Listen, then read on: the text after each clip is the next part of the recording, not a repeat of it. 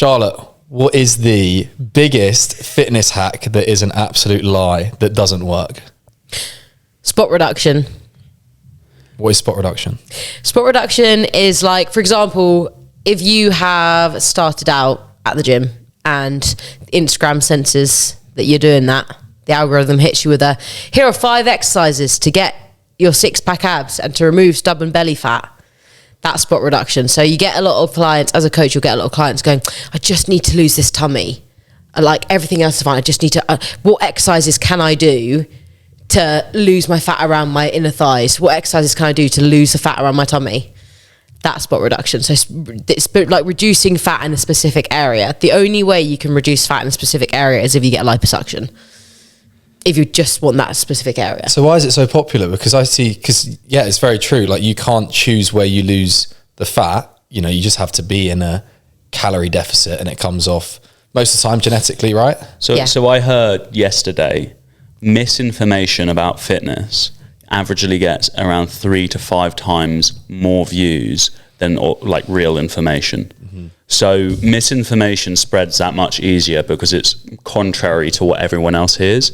And people want to buy in to that's different. Maybe that works. So for instance, I saw an ad for a lady who sells these power plates, these vibration plates. And, you know, she was basically saying, kind of targeting the pain points of these ladies who have cellulite on their legs and their hips, and saying the reason you can't lose that cellulite is because it's stubborn and it's not like normal fat. You need to basically stand on a vibration plate to lose it. And you're like, oh my God. Because how convincing she was, the amount of ladies that had fallen for it, and you'd see in comment below to kind of get the link to the website to buy a vibration plate. And there must have been like 5,000 comments. And bless them, they think they're going to just stand on this vibration plate and shake the fat away. and I'm just like, what the hell? It's so frustrating, man. And you get it, especially, I think a lot with females, right? Because I hate to bring it onto like that, it always happens with girls, but like society standards of what the female body should look like. And you know, it goes through different stages. At the moment, we're getting that kind of skinny trend back in again, but went through a stage of having, you know, tiny waist, massive legs, and like getting that kind of like Mewtwo build, like from Pokemon. But Mewtwo, exactly. Don't get the reference. But it's basic. That kind of stuff sells because it's what people want to hear. Yeah. But you know, people aren't going to pay attention when you go, you can't pick a specific order in which you lose your body fat. Your body will just potentially lose it off your shoulders first, and then you'll carry body fat until, you know, you're pretty peeled, and then you've got. But I mean, we were just talking about earlier where we lose body fat. Like for instance, for me, I don't hold a lot on my legs, and it's usually I hold a lot more around my stomach. But that's a lot of men. They will hold onto more body fat around their midsection and less on their arms and legs. But everyone's independent. Like I have a friend who is just holds on to most of his body fat around his hips and thighs and arms, but he always has abs, even though he can be really high body fat percentage. And you're just like, how fortunate are you? Yeah, and you think they're probably doing, and he could go and blag away to the way that he's training makes it so. No, like he could create a narrative, and if he's like believable enough, then you're gonna say, I want to be like that person. Yeah, exactly. So there's a lot of false marketing out there and spreading misinformation about that stuff, and it's kind of sad to see. And I guess, you know, the other one, which is like is the detox teas and detox drinks.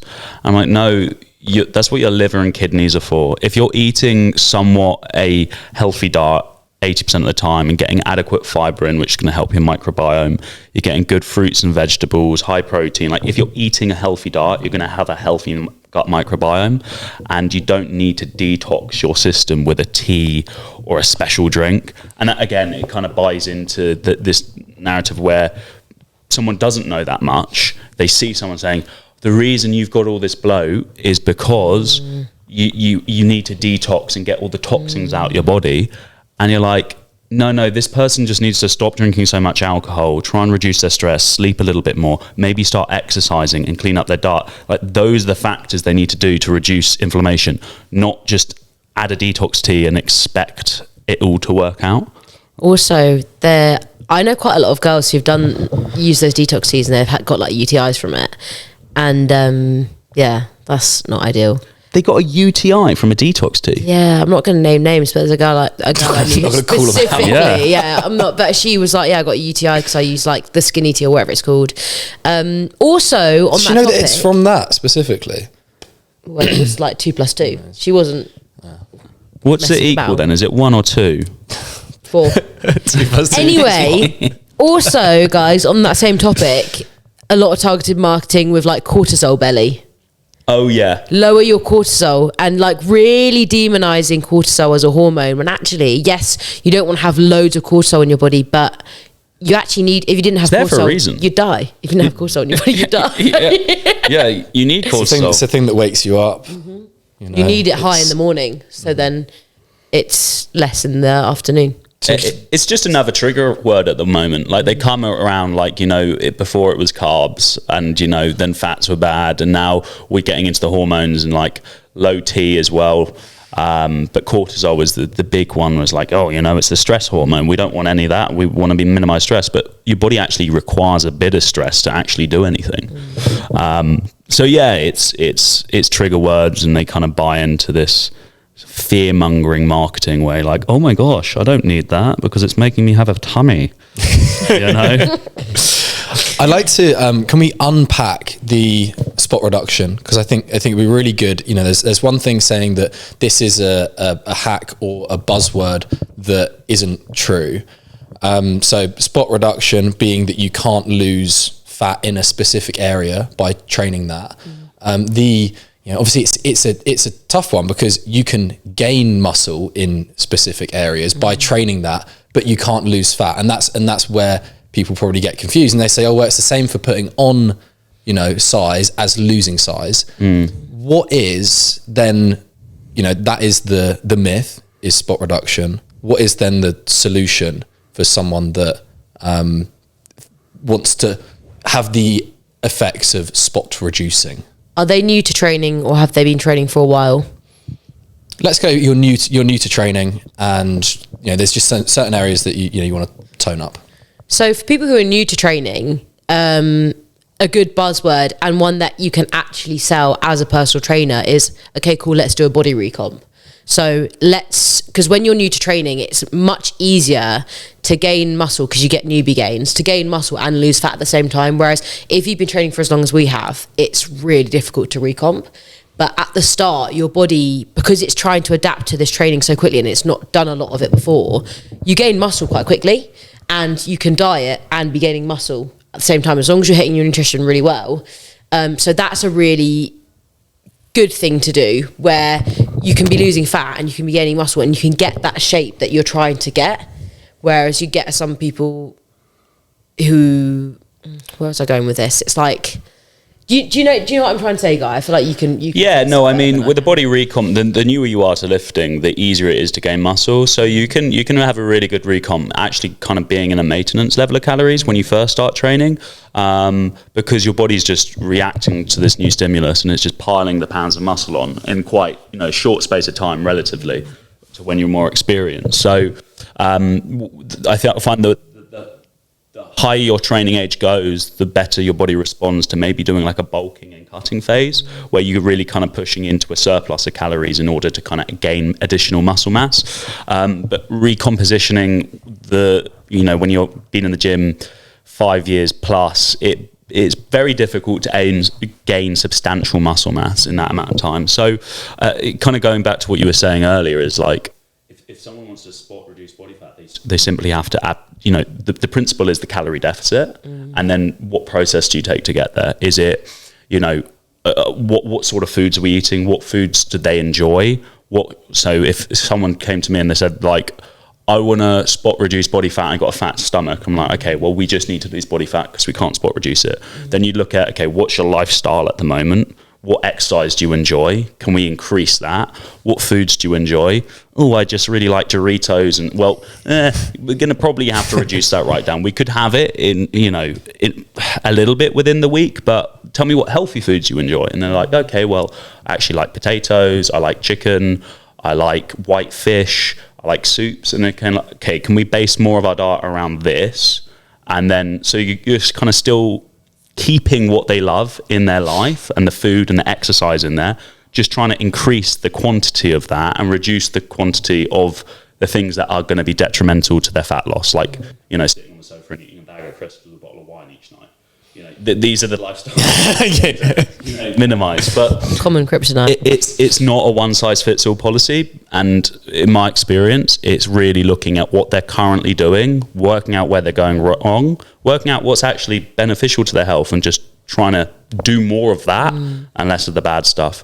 Going in and chucking a completely new plan, saying, actually, I'm going to whack you on a ketogenic diet, or I'm going to get you to start fasting now, or we're going to do a 5-food diet. And you're like, what the fuck? It's such a radical change. It's just not long term. So, yeah, we basically got to lose fat off the whole body. Just got to see where. Boring. So, but it works. Yeah, just see naturally where they lose it first, and then if you. Also, it doesn't have to be boring, you know. I don't think it is. I think it's just not the answer that people want to hear. No, of course, because it's like you listed earlier. You listed 5 things that you want to change with, right? Exercise. You want to sort your nutrition. Make sure your sleep's good.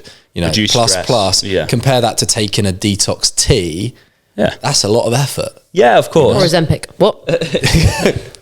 But it, you know, and it is. I guess it's that thing is that if you really want to make a change for the long term, quick fixes are quick fixes for a reason, and some of them just aren't true.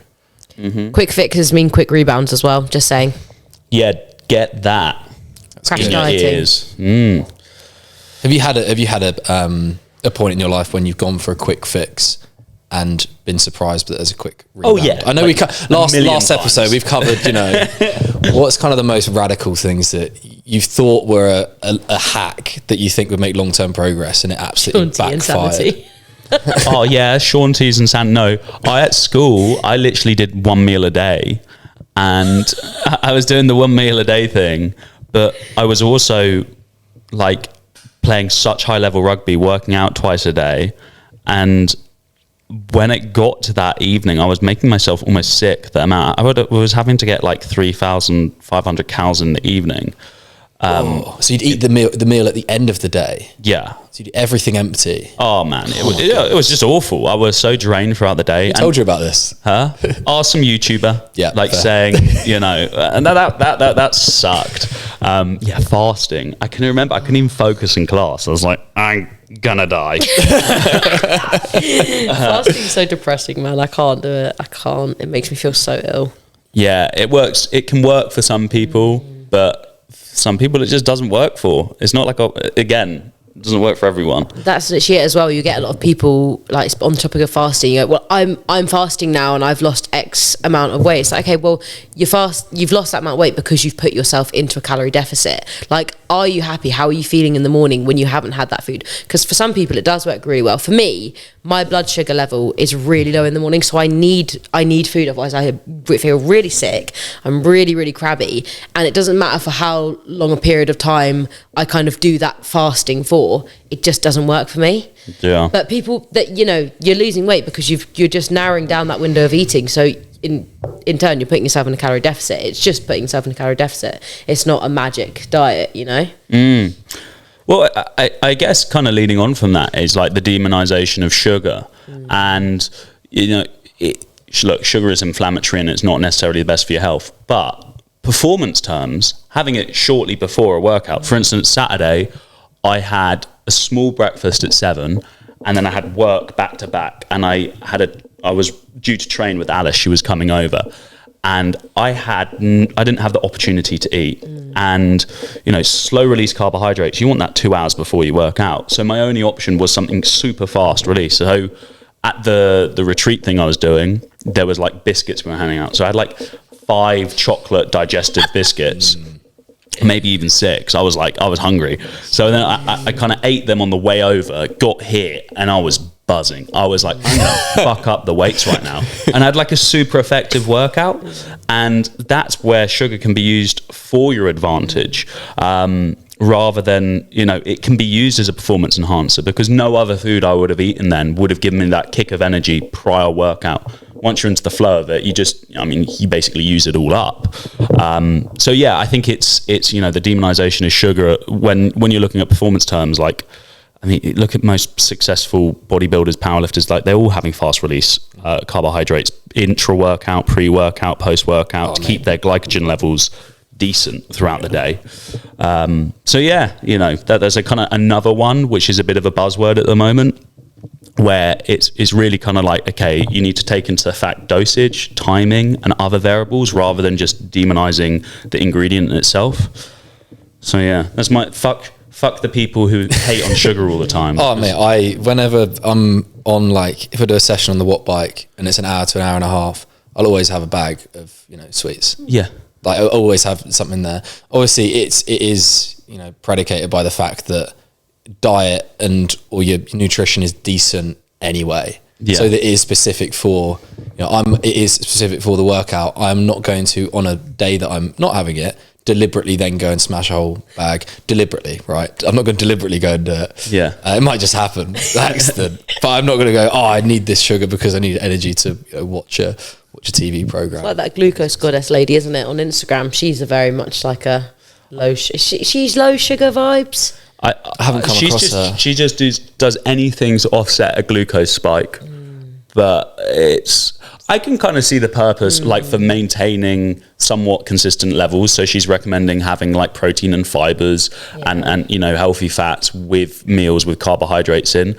But she also kind of goes weirdly in depth and says, like, actually, you need to eat this part of your plate first before this part, and eating certain foods from your plate first, which I'm like, I can't really get behind. I mean, it makes such a minimal difference. It just leads back to like it making stuff too complicated for beginners. Yeah, as well.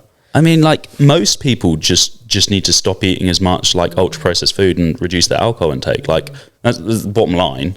Why overcomplicate that with like timing, eating your protein before your carbohydrate and taking 15 minutes to eat that meal and divide, like, fuck that. Like, who actually wants to do that long term, really? It might be a new fun thing, anything to introduce novelty. Well, unless you're literally like pre-diabetic, you just don't need to be worrying about that kind of thing. Yeah. Or if you're like really suffering with like peaks and troughs of energy throughout the day. I had a client message me the other day and he was like, Guy, I'm really suffering on this calorie deficit, trying to lose some body fat. And I was like, can I see your MyFitnessPal? Like, you've been tracking, right? And it was really helpful because I got to see the food types he was eating. But he was like doing about 90 grams of carbs a day. And I was like, but you're working out 6 days a week. Like, you need more carbohydrates because you're not going into ketosis. Like, that's not happening. So he bumped up his calories by about an extra 300 a day, and I took his carbs up to 200 to 250, and now all of a sudden he's like, oh, I have loads of energy. I'm like, well, you literally weren't giving your body any energy. 90 grams is crazy. Yeah, so low. Especially if you're trying to get performance out of it. Because he's still kind of in that thought that carbs are bad. And so it's now like he has better energy levels throughout the day. And there were more complex carbohydrate options I gave him to give him more like sustained energy throughout the day. But yeah, it's just amazing what a slight change in the macronutrients can do for your energy levels throughout the day. So yeah, one thing I definitely learned from prep in my peak weeks when we were depleting carbs. Like, obviously I was already feeling pretty crap, but yeah, like, you don't realize how important carbs are until they are completely stripped off you. Like, I mean, you guys saw me when I was like doing the class. I was like, guys, you're gonna have to pick up your weights yourself. I literally don't have the energy. It was terrifying. You were less mobile than I'm gonna be. It was horrible. Just horrible to be around. There were some days I just choose not to talk to her. I was like, no, you were fine, Charlotte. Yeah, no. Let's be honest. I was just sad, wasn't I? I was just very sad and quiet. No, we could talk to you like about 10 minutes after you've eaten. Mm-hmm. Like, that lead up to the meal, you get hissed at. You gotta wait. You wait till she's fed, and it's okay. Yeah. You can ask her how her day's going. Yeah. And if you pull any jokes about, oh, you're gonna go and eat some lettuce leaves now. Literally, don't even try. Lasers through your brain. You better be running out the door already. Okay, so those are things that maybe don't work, and we found like a few solutions for those. What about hacks that maybe are not as well known that you two have found? Charlotte, have you got any hacks in prep, or that you recommend to your clients, like really easy ones that are effective? Well, there's one that me and Guy discovered this year when I was coming out of prep. What did we discover? Just you wait. I was coming out of prep and my hunger hormones were buggered, so I was feeling hungry all the time, and Guy was in a dieting phase, and I wouldn't recommend this for everybody, but using Glucomannan. Oh yeah, supplement. Oh my goodness. Soluble fiber. It's like super soluble. Glucomannan is actually one of the few kind of, let's call it a weight loss supplement. It's really a fiber supplement. So it's a super soluble fiber. So I think 1 gram of Glucomannan will absorb about 25 grams of water and make it into like a gel-like consistency. So I've actually I'm re-entering a dieting phase again. So I just bought some more. You have to drink a lot of water because it absorbs, but it really slows digestion down like quite substantially, and reduces appetite like due to that. So that's actually a really good supplement to take if you struggle with hunger, because I'll take them around meals. So I'll have like 3 with my breakfast, and then have a pint of water, and then at lunch you have 3 with it, and it just slows down digestion. And it also gives you loads of fiber. I mean, you're getting an extra like 6 grams, 7 grams of fiber a day, which is... You love your fiber. Oh, I absolutely love it. Yeah, it's from the konjac root. So you get, when people are dieting, you can buy these diet noodles that are made from the same stuff. So it's the konjac root, it's Glucomannan. And again, that stuff is literally, you can get these noodles. They're kind of like glass noodles, but they're just like see-through.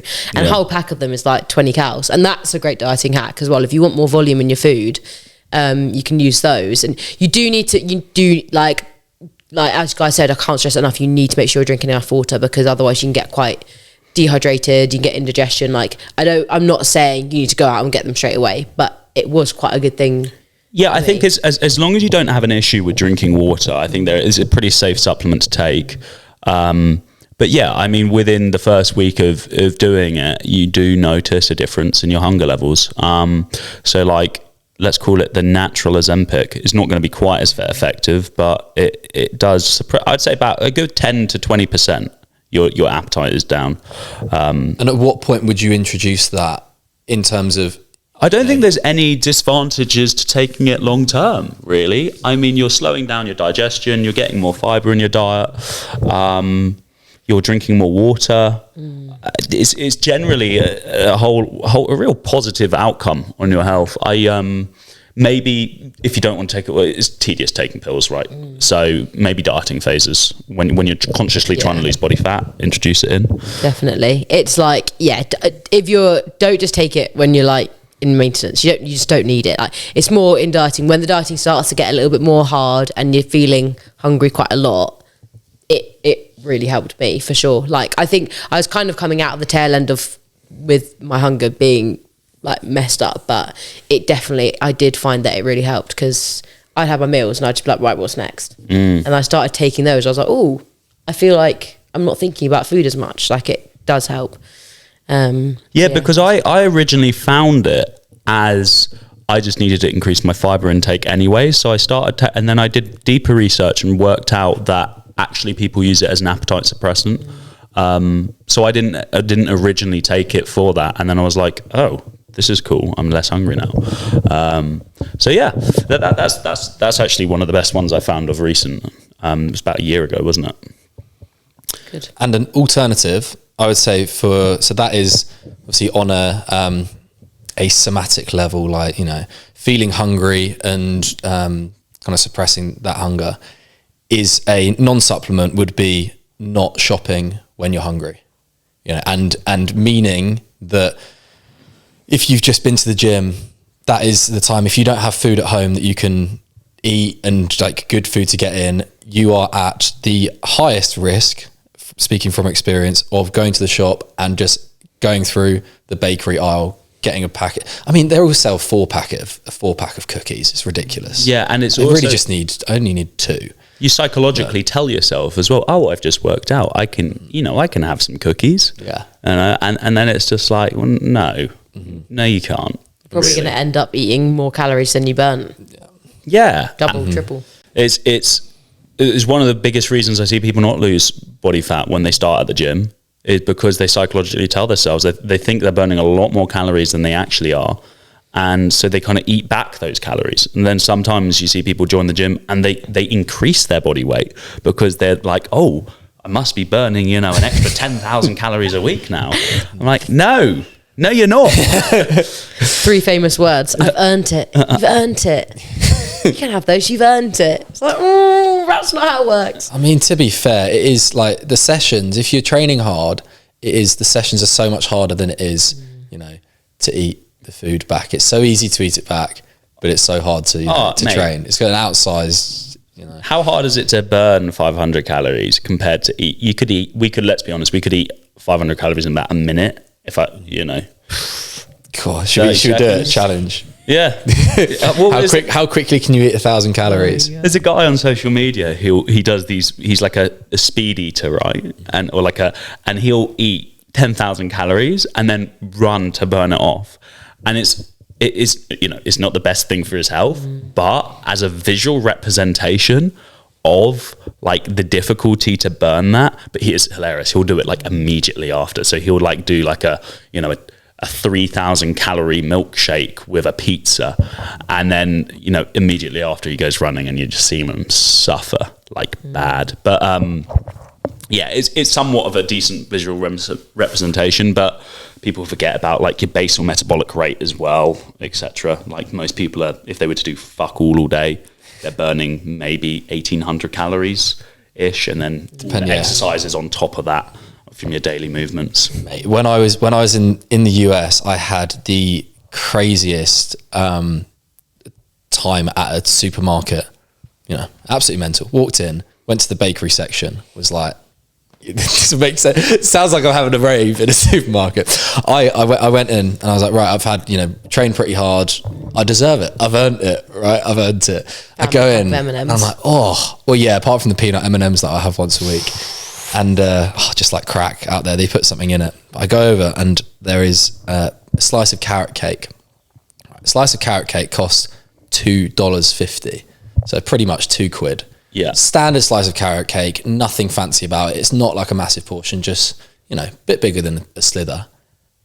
1,100 calories in this slice of carrot cake. Oh my goodness. And I was like, what are they putting in it, honestly? 50% butter. Yeah.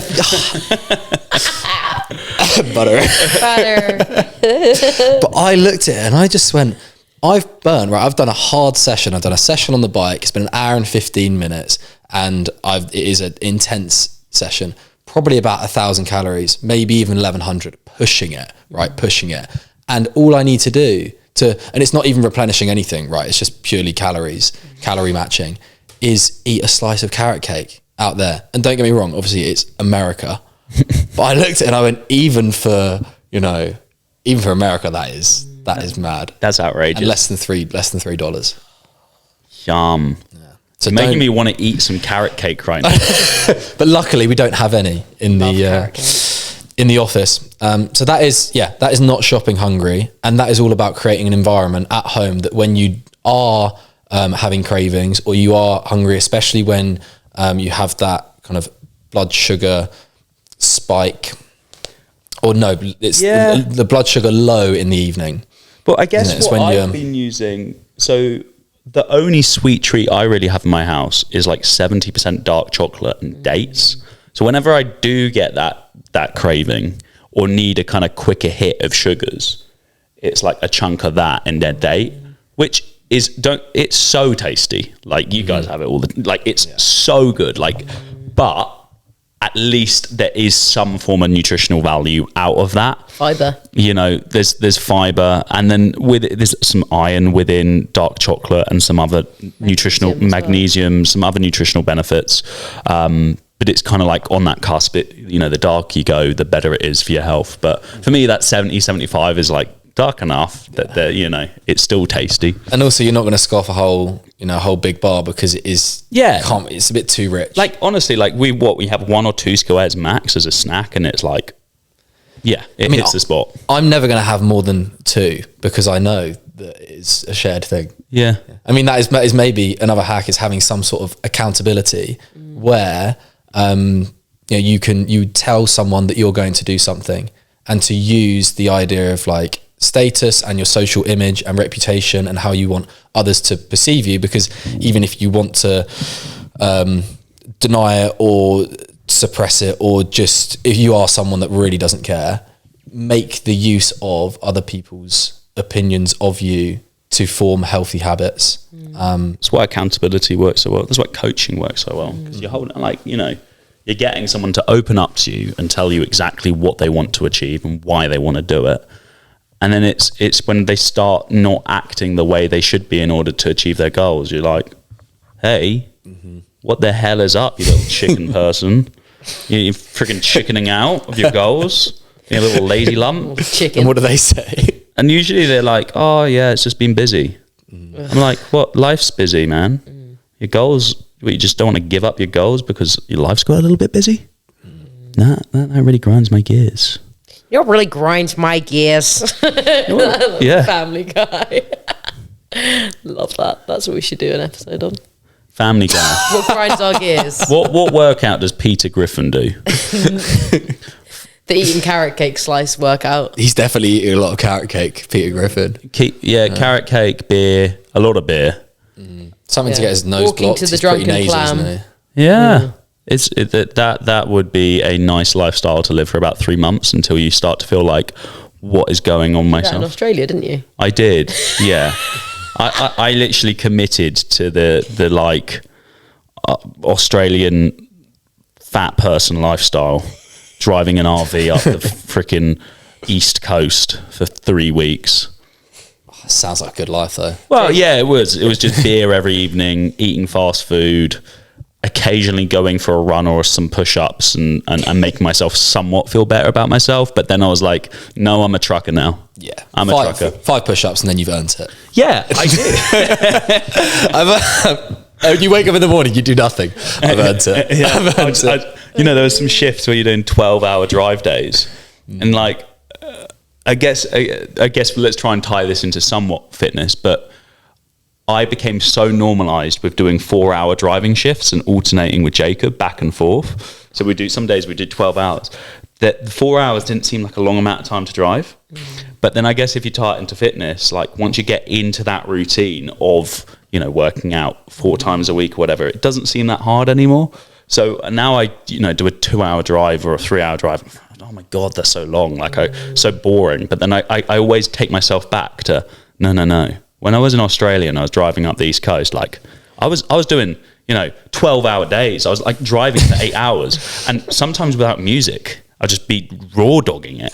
Yeah. And I was like, that is freaking stud-like performance there from Mr. Kennedy. I was like, get a documentary on him. Yeah. Gosh, just made of steel. With about 10 snuss in. Slow maxing. Yeah. It was a good life. I would like to somewhat go back there at some point and just drive across the middle. I think that would be a bit more of I'd become even more overweight. Not as much going on there. No. Logan boy. Yeah. Raw dog the whole of Australia. Holy hell. In my RV. It's a very good point that you bring up though within your Australian story, is that people have different horizons or different caps of frequency of exercise intensity, meal, just eating in general, and habits. And the caps and the limits is normally from what you either a limit to what you think you can do, from a mindset perspective, like how you view like, I'm not the type of person that could train consistently 4 times a week because I've never even done 2 or 3. And being open to expand those horizons, go beyond those limits, and you are becoming that person throughout the process. Like, you're not going to become a 4 person a week exerciser overnight, but across a 12-week period, that will be the result. But it might look like just building it up 1 to 2, making sure you begin your workouts. Maybe you're not feeling on top of the world the whole time. Maybe you feel like, you're completely demotivated, but actually that is part of the process of building up to being a consistent person. No, I 100% agree, Charlie. It's actually quite a good point to get across. But for instance, when I'm in a dieting phase at the moment, And when you're in a deficit of calories, it's inevitable that there will be periods of the day where you're hungry, right? And then I'm like, oh gosh, it's difficult being hungry. And there's that little voice in your head like, just eat some food. And you're like, no, fuck you. I've done this before. I've been hungry before. I've lost weight before. It's fine. It's normal. And it's just part of that process. Like, you can do everything possible to try and offset as much hunger as possible. But, you know, Charlotte, when you're losing body fat, it's inevitable that you're going to be hungry. And you find techniques to distract your mind from that. And it's keeping busy. I find if you start to listen to the hunger too much, you do get more tired. You kind of like almost trick yourself into thinking, oh, I'm really low on energy. Oh, I'm hungry. Same as if you think you're getting a cold and then you're like, oh, I'm getting ill. And then you wake up ill. Never admit. Yeah. Only time you can admit is when you swallow and it hurts, and you just know. Yeah. That's when you know you're done. As we mentioned that, Charlotte's stomach just rumbled and she's got a client in 25 minutes. And so she's gone to get some food. So, Guy, we will continue. On that note, there is a balance, I guess, between denial of saying I'm not hungry, or denial, but then also just filtering the voices in our heads through a lens of long-term goals and trying to take yourself out of the situation to gain a bit of perspective and say, if you are hungry at a certain point in time, it is really important that you use that as an opportunity to use a bit of willpower and to remind yourself that you are doing it for your future self and your long-term aspirations. Yeah.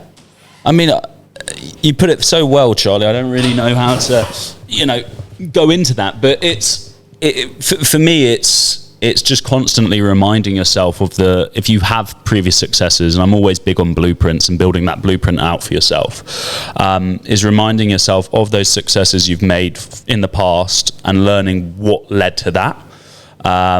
So again, we get people to track everything when they want to lose body fat, they want to improve their performance, because it really lays out a blueprint for them, not only the structure, but they can also look back at what mindset did they adapt in order to achieve that outcome.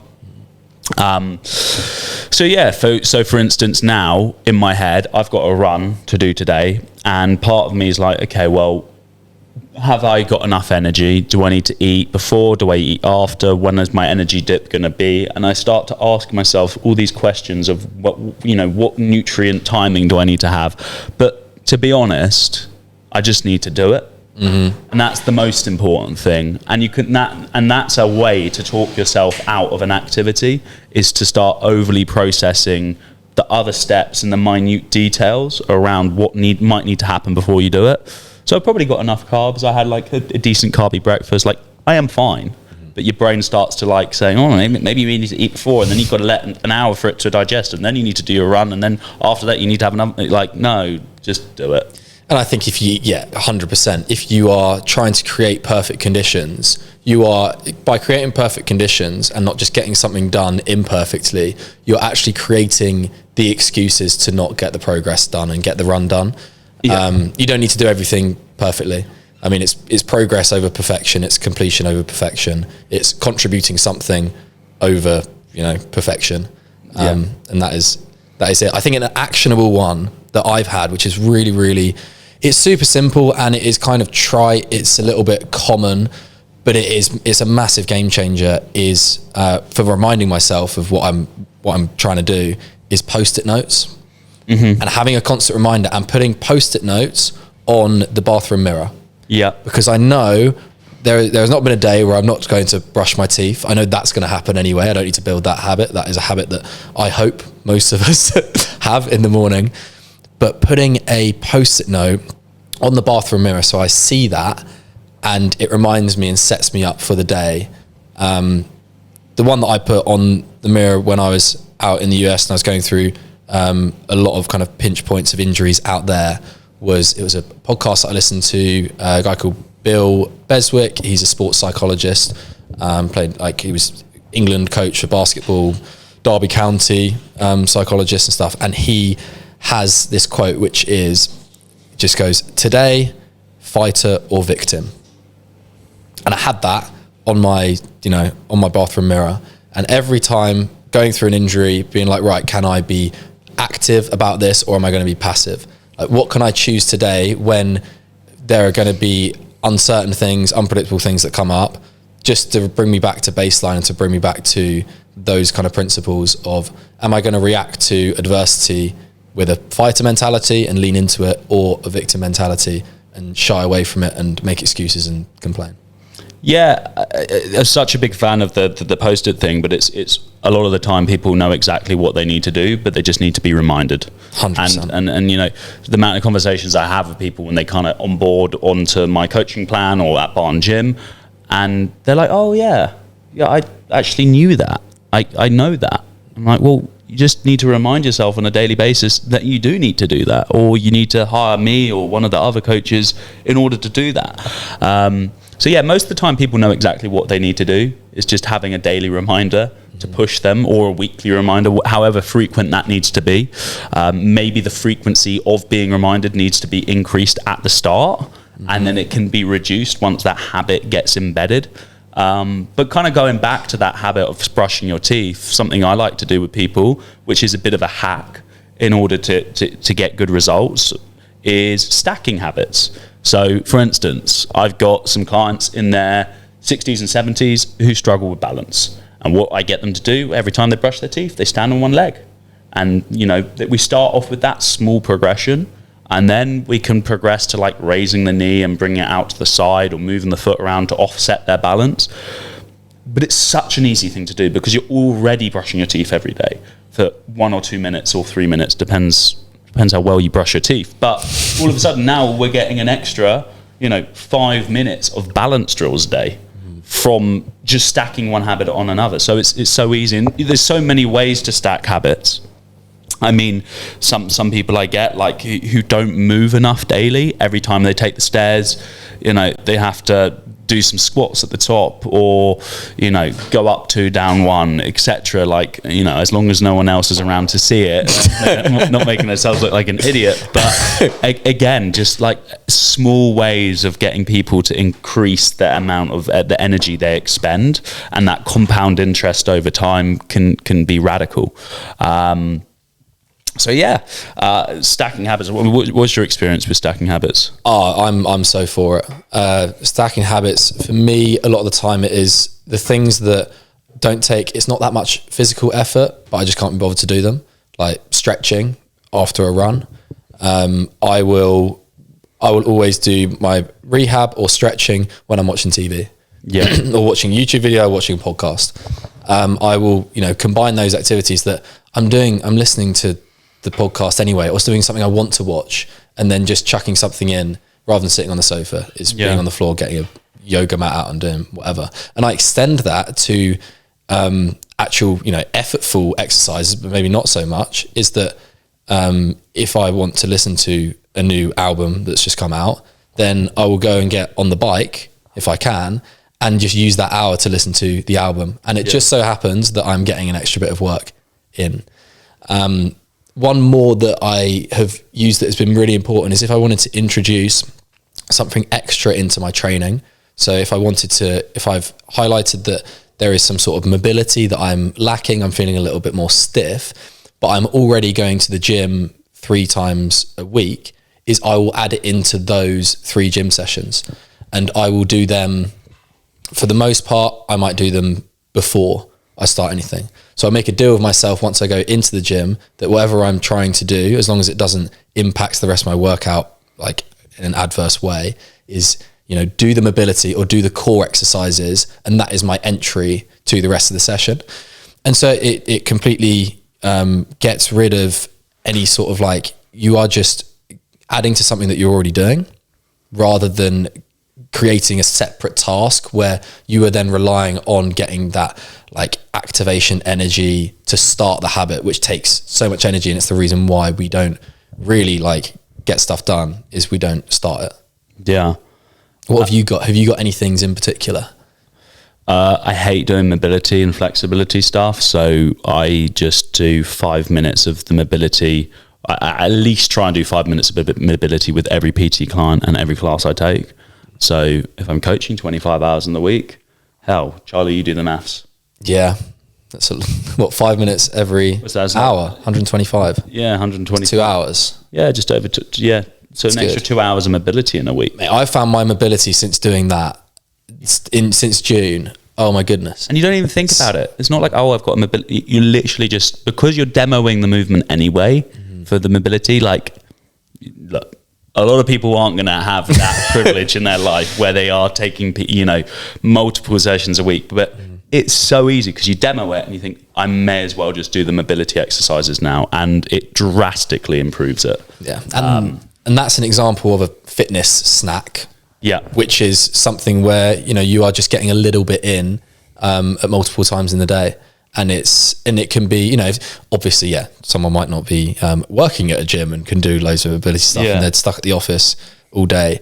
But it is, let's say your route to work is picking the stairs over the escalators if you can, and always choosing the option that is just going to contribute a little bit and add to that compounding of I also hope everyone listening to this podcast today isn't the sort of person that stands on an escalator.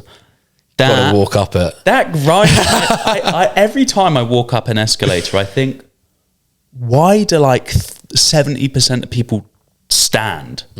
Like, what? It's so they can look at all of the new plays that the theatre is showing on the side, and all of the well man and well woman adverts. I know, it's mind boggling. I can never make sense of it. It just shows how, if we have an easy option, like, we're going to take it like that. Our brains are directed towards what's the safest, easiest option.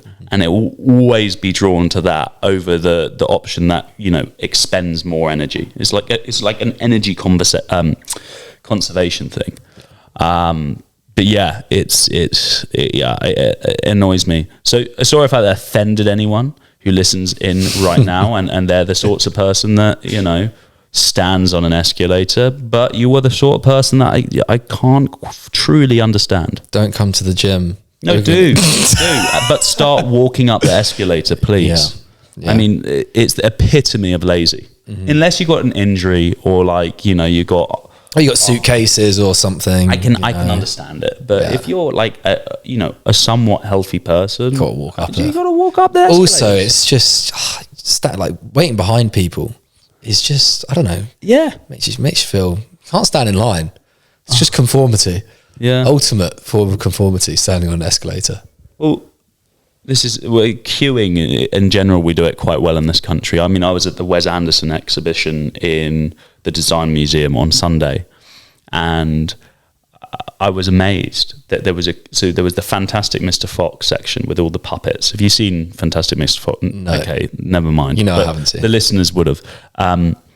And there was all the figures that they used for the movies. Per 1 minute of that movie, it would take 1 to 3 weeks of animation to create, because they just had them. It's like a Wallace and Gromit thing. Wow. They'd move the figure ever so slightly each shot. I was amazed by that. But anyway, so they had all the little puppets there, and they were really cool to see because I've seen them in the movie and the real life ones. And I kind of walked over to kind of have a look, and then I looked to the right of me and I was like, oh my God. There's a massive queue to see these. I mean, the exhibition was buzzing. There's loads of people in there, and it was the most English thing I've ever seen. But if that was in France or Spain, there's just a horde of people in front of it. Everyone's trying to have a look. But it was. So you cut the queue? No, I didn't. I was you were just walking. Okay, and then I had that English thing of loads of people glaring at me, and I was like, why are they all But I was like, but no, the escalator's here, and you guys have been standing on it. You Way too polite. Walk up the escalator. The only time that I've stood on an escalator and a travelator, don't stand on the travelator in the airport. That's even worse. Oh, gosh. However, that's specific. That's just worse. That's a power up. That's a speed. Yeah, that's like Mario Kart. You got to go. Go That's even worse than the escalator, because I can somewhat understand if you maybe have a dodgy knee or a hip or an ankle which hurts and stairs are bad. But what they call powerators. I've never heard No, travelators. Yeah. I never knew the word for it. I always just thought it was a speedy up thing. Speedy up belt. I did it when I was coming back from Oz, and I'd stopped off in Shanghai. Yeah. And I had a 6-hour layover, and so I timed how long every single travelator was in the airport, in the terminal. So I stood on it. I'm gonna insert a clip here of me standing on this travelator and going very slowly across. But yeah, I timed every single one just to check that they're all consistent. All you know around how to have some fun, don't you, Charlie? 74.8 second mark. And then I did the escalators, which were a lot more inconsistent. But that is the only time that I would stand. Charlie, you know, you should have made a YouTube video about that or something. I've actually, it's in the drafts. It's in the drafts? It's in the draft, the Instagram drafts. It probably performed very well for all the people who are really into escalators and travelators. And I got 12,000 steps in as well. I then walked around the airport, you know, I had a few hours. I was listening to some music and I was just walking around, got 12,000 steps in. Crikey. What a beast. Proper freak me, mate. Yeah.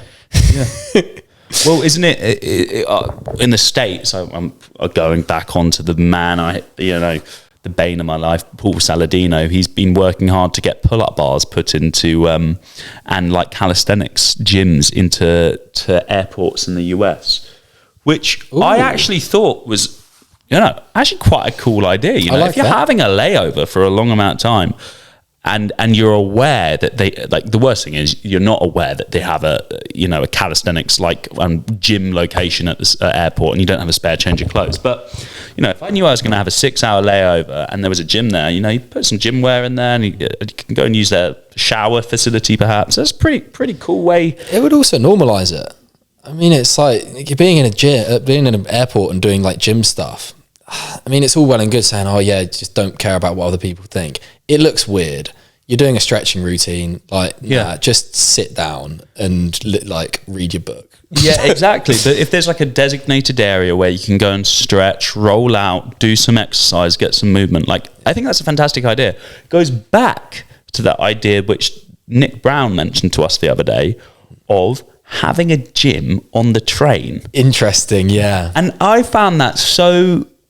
he was the first person that actually put it in my mind. I was like, damn, that's like a really good idea, because time efficiency, right? Everyone else is reading a book, maybe doing some emails, maybe just watching brain rot TikToks and YouTube videos. Or talking obnoxiously loudly. Yeah. And imagine having, but I guess the issue is the safety risk, but imagine just having just an open carriage where you could do push-ups, stretch, etc. Yeah. How cool would that be? You could do an ab rollout as the train is moving and you wouldn't have to do anything. You just start lengthening out as it's moving one way. You then kind of lengthen the other way. Yeah. I don't think... Barbells flying everywhere. Yeah, no, you wouldn't be able to have any weights, but just open space for push-ups, sit-ups, squats. Maybe you could do some bar work, not deadlift bar, but attached to the sides.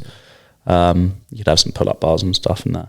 I don't know. It's a very Rory Sutherland-esque idea. I think Nick Brown got inspiration from Rory.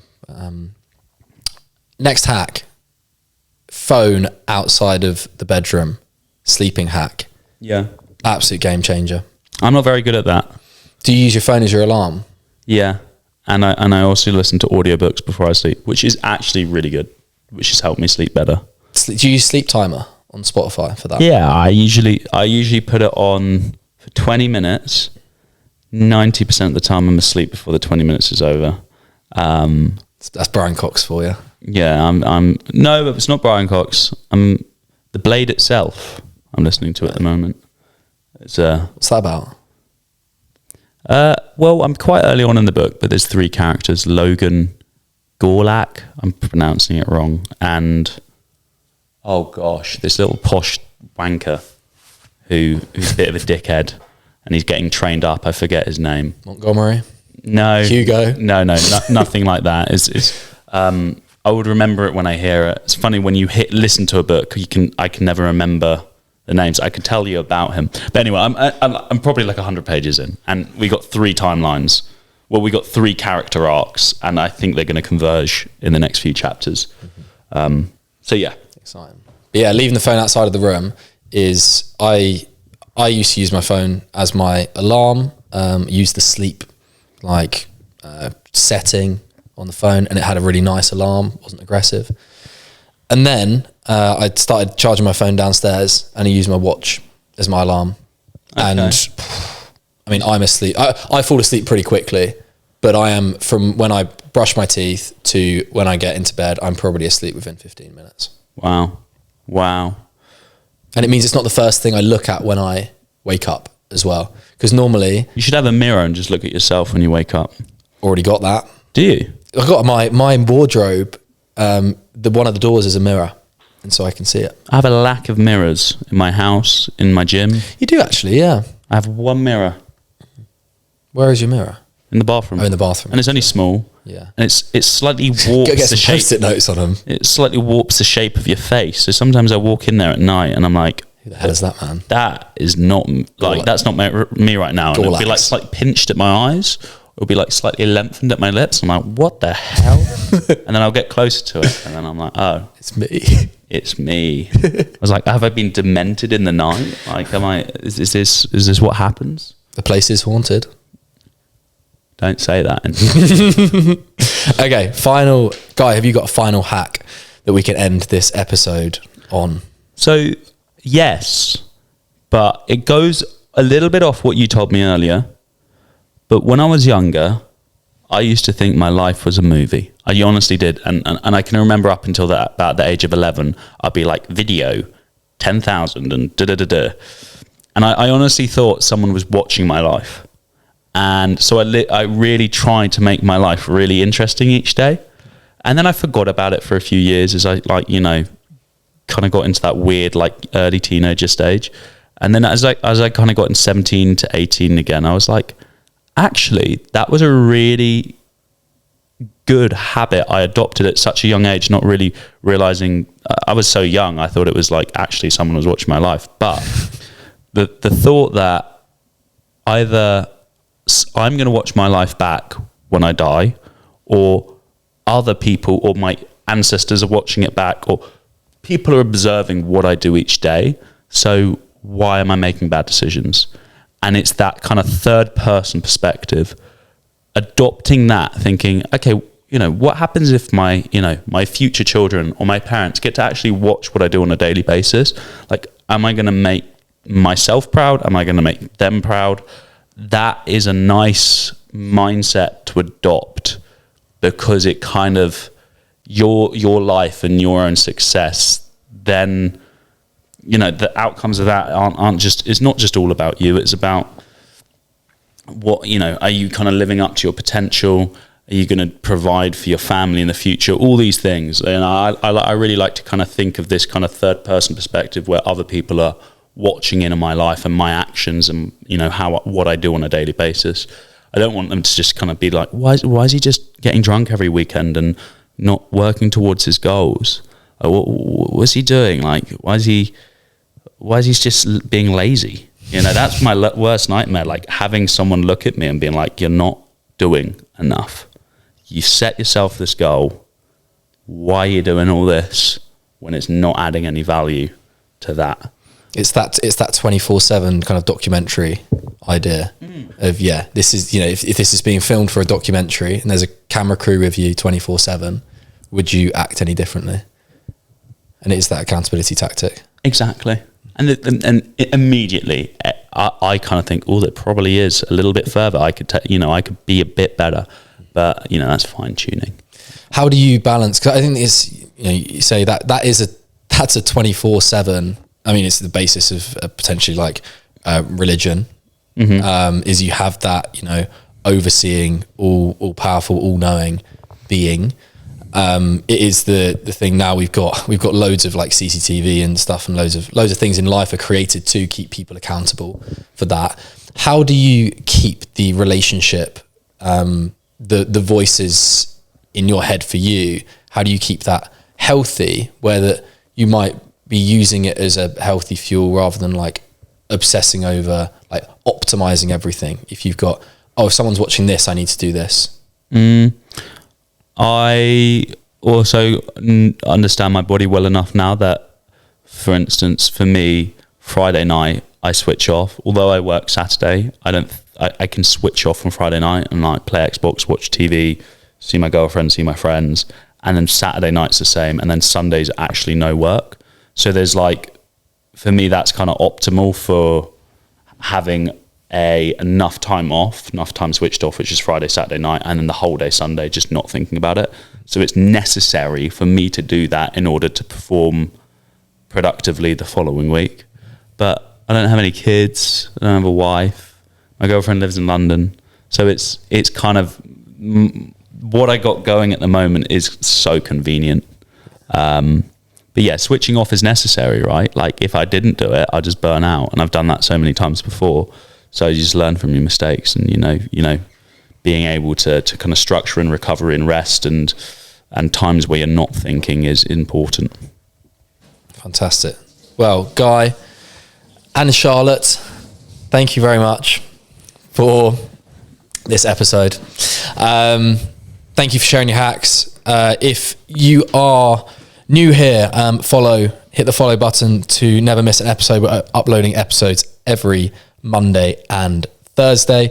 Join the Barn community we post loads of videos like this, loads of hacks, educational stuff, talking through lots of problems, issues, barriers that we all, at whatever level, whatever stage we're at, overcome, educational bits, personal anecdotes. So join the community there, and stay tuned for more episodes. Guy, thank you. Thank you, Charlie. Bye-bye, Charlotte.